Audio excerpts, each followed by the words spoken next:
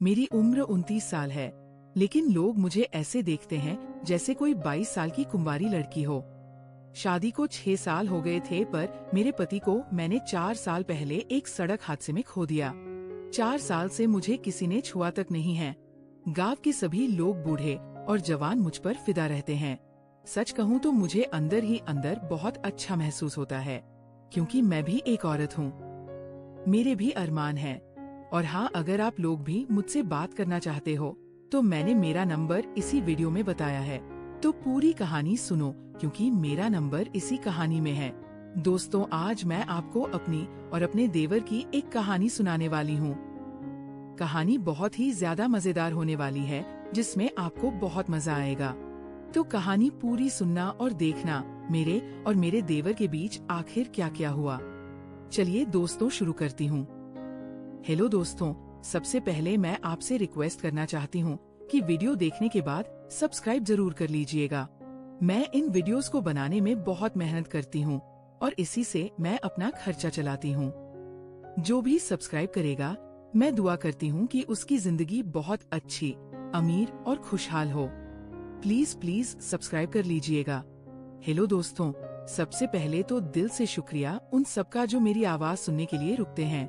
मैं हूँ आपकी सुनीता। घर में बस मैं, मेरी सासुर और वो में मेरा देवर राहुल। राहुल मुझसे 5 साल छोटा है, यानी 24 का। पढ़ाई पूरी करके गांव वापस आया। अब खेती बाड़ी संभालता है और थोड़ा मोटा ठेका भी देखता है। मैं बताऊं अपनी सूरत के बारे में थोड़ा। लोग कहते हैं कि विधवा होकर भी मैं अब भी बहुत अच्छी लगती हूँ। रंग गोरा पर वो गेहूं और वो दूध जैसा नहीं, हल्का सा जो गर्मियों में और निखर आता है। आंखें बड़ी बड़ी काजल लगाने की आदत है। बाल लंबे काले, कमर पतली और हाँ, ऊपर नीचे दोनों तरफ थोड़ा भराव है, जो साड़ी में अच्छा लगता है। घर में साड़ी ही पहनती हूँ, कभी पटियाला कभी सलवार, पर तन्ने पर ज्यादातर साड़ी ही, क्योंकि सास कहती है बहू विधवा होकर भी घर की इज्जत बनाए रख। अब बात करते हैं उसकी, राहुल की। शुरू में तो वह बस एक साधारण लड़का लगता था। मेरे सामने आंखें झुकाकर बात करता, जी भाभी, हाँ भाभी। पर धीरे धीरे कुछ बदलाव आने लगा। नहीं कि वह कुछ गलत करता, पर उसकी नजरें मेरे चेहरे से ज्यादा देर तक नहीं रुकती थी। नीचे सरक जाती थी, कभी मेरी कमर पर, कभी कूल्हों की तरफ, कभी ब्लाउज की तरफ। और जब मैं उसे देखती, वह झट से नजर हटा लेता, चेहरा लाल हो जाता। मैं समझ गई थी कि उसके मन में कुछ चल रहा है, और सच कहूँ तो मेरे मन में भी कुछ हलचल होने लगी थी। 5 साल हो गए थे किसी पुरुष के स्पर्श को। मैं भी सोचती, हाय अकेलापन। रात को अकेले लेटकर कभी कभी शरीर तड़प उठता, पर मैं खुद को रोकती, क्योंकि ये घर है, ये रिश्ता है, ये समाज है। एक शाम की बात है, मैं बगीचे में फूलों को पानी दे रही थी। साड़ी का पल्लू कंधे से सरका हुआ था, क्योंकि हवा चल रही थी। राहुल खेत से लौटा था, मिट्टी से सना हुआ, पसीना पसीना। वो सीधा मेरे पास आया और बोला, भाभी आज बहुत गर्मी थी, पानी पीने को जी चाह रहा है। मैंने मुड़कर उसे देखा। उसकी आंखें मेरे चेहरे पर थी, लेकिन फिर धीरे धीरे नीचे गई, जहाँ पल्लू थोड़ा सा और सरक गया था। मैंने जानबूझकर पल्लू को तुरंत नहीं ठीक किया, बस हल्के से मुस्कुराई और बोली, अंदर फ्रिज में रखा है, जा ले आ। वो अंदर गया, लेकिन लौटते वक्त फिर रुक गया। मेरे ठीक पीछे खड़ा हो गया। मैं फूलों को पानी दे रही थी, थोड़ा झुककर। मेरी कमर खुली हुई थी। वह इतना करीब था कि उसकी सांस मेरी पीठ पर लग रही थी। भाभी आपका पल्लू, उसने धीरे से कहा। मैंने पीछे मुड़कर देखा। अरे हाँ, धन्यवाद। और मैंने धीरे धीरे पल्लू ठीक किया, जानबूझकर थोड़ा धीमा करके। उसकी आंखें मेरे हाथों को फॉलो कर रही थी। उस शाम के बाद उसकी हिम्मत थोड़ी बढ़ गई। वह मेरे पास ज्यादा आने लगा। कभी बोलेगा, भाभी आज सब्जी बहुत स्वादिष्ट बनी है, जैसे कोई बहुत प्यार से बनाई हो। मैं हंसकर कहती, अच्छा तो रोज प्यार से बना दूंगी। वो शर्माकर चुप हो जाता। एक दिन दोपहर में मैं खेत में सब्जियां तोड़ रही थी। गर्मी बहुत थी। मैंने साड़ी का पल्लू कमर में ठूंस लिया था, ताकि काम आसान हो। ब्लाउज का नीचे का हिस्सा थोड़ा ऊपर चढ़ा हुआ था। पसीने से पेट चमक रहा था। राहुल पास से आवाज लगाई, भाभी यहाँ क्या कर रही हो? मैंने झुककर देखा, सब्जियां तोड़ रही हूँ। वो बोला, मैं भी आऊं मदद कर दूं। मैंने हंसकर कहा, आवो। आ गया। हम दोनों साथ में सब्जियां तोड़ने लगे। कई बार उसके हाथ मेरे हाथ से टकराए, कई बार उसकी बाह मेरी कमर को छू गई। मैं चुप रही। एक भारी टोकरी थी, बहुत भारी। हम दोनों ने मिलकर उठाने की कोशिश की। मैं आगे थी, वो पीछे। उठाते वक्त उसका पूरा शरीर मेरे पीछे सट गया। मैंने महसूस किया उसकी सख्ती। मेरी कमर के नीचे वाली जगह पर एक पल के लिए दोनों रुक गए। मैंने धीरे से कहा, राहुल संभल के। वो हड़बड़ा गया।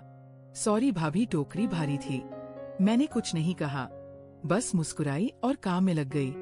पर उस दिन के बाद वह स्पर्श मेरे दिमाग में बार बार आने लगा। धीरे धीरे बातें घरेलू होने लगी। वो मेरे साथ रसोई में खड़ा होकर बात करने लगा। कभी मेरी रेसिपी पूछता, कभी मेरी मदद करता, कभी मेरे बालों में उलझा धागा निकाल देता। एक शाम मैंने उसे कहा, राहुल तू शादी कब करेगा? इतना बड़ा हो गया है। वो मेरी तरफ देखकर बोला, भाभी अभी मन नहीं लगता किसी में। मैंने पूछा, क्यों, कोई पसंद नहीं आई? वो मेरी आंखों में देखकर बोला, पसंद तो बहुत पहले हो गई थी, पर वो किसी और की हो चुकी थी। मेरा दिल जोर से धड़का। मैं समझ गई वो किसकी बात कर रहा है, पर मैंने कुछ नहीं कहा, बस मुस्कुराई और रसोई में चली गई। अगले कुछ महीने ऐसे ही बीते। वो मेरे पास आता, मैं उसे थोड़ा बहुत इशारा देती, वो और करीब आता, मैं थोड़ा पीछे हटती। खेल चलता रहा। पर एक दिन मामला थोड़ा आगे बढ़ा। सास ससुर किसी रिश्तेदार के यहाँ 2 दिन के लिए गए हुए थे। घर में सिर्फ मैं और राहुल। रात के करीब 10 बजे मैंने खाना बनाया था। आलू की पराठा, दाल, चावल। हम दोनों छोटी सी चारपाई पर ही बैठकर खा रहे थे। कम थी। वो मेरे ठीक सामने बैठा था। खाना खाते खाते उसने अचानक कहा, भाभी आपकी बनाई चीजें बहुत स्वादिष्ट होती हैं। मैंने हंसकर कहा, बस यही सुनना अच्छा लगता है। वो बोला, नहीं भाभी, सच में आप जहाँ हाथ लगाती हो वहाँ जादू हो जाता है। मैंने नजरें मिलाई। जादू मतलब? वो शर्माया। मतलब आपकी हर चीज में कुछ खास है। मैंने हल्के से पल्लू ठीक किया, जानबूझकर थोड़ा नीचे। अच्छा तो फिर रोज देख लिया कर। कौन रोक रहा है? उसका चेहरा लाल हो गया। वह चुपचाप खाना खाने लगा। खाना खत्म होने के बाद मैं बर्तन मांजने लगी। वो मेरे पीछे आ खड़ा हुआ। भाभी मैं मदद कर दूं? नहीं तू जा, आराम कर। पर वो नहीं गया, मेरे ठीक पीछे खड़ा रहा। मैं झुकी हुई थी। पानी के छींटे मेरे ब्लाउज पर लग रहे थे। पल्लू गीला होकर चिपक गया। वो धीरे से बोला, भाभी आप बहुत सुंदर लग रही हो। मैंने बिना मुद्दे कहा, अभी हाँ। मैं बुद्धि उसकी आंखों में वह प्यास साफ दिख रही थी। मैंने धीरे से कहा, राहुल ये सब ठीक नहीं है। वो बोला, मैं जानता हूँ भाभी, पर मैं क्या करूँ? मैं खुद को रोक नहीं पा रहा। मैं चुप रही। फिर बोली, अगर मैं कहूँ कि मैं भी थोड़ा बहुत महसूस करती हूँ, तो उसकी आंखें चमक उठी। सच में भाभी, मैंने सिर हिलाया। पर हम ऐसा कुछ नहीं करेंगे जो गलत हो, समझे?